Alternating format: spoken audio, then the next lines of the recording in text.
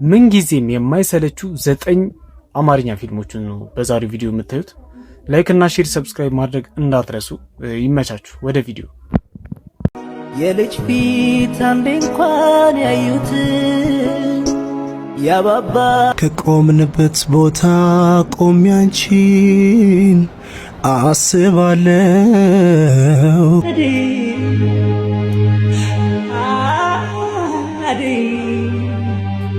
ፍቅርህን ብገፋም ባላውቅም ቀርቤ ስስትምህ መከራይ ግንጥል ጌጤ አበባይ ቀረች ከህዋው ላይ ከጠረፍ ድንበሯ ያው ባንተ ላይ ይደረባሉ ነፍሴን በሰው ደስታ ሰላም ስሞላበት ፍራት አለ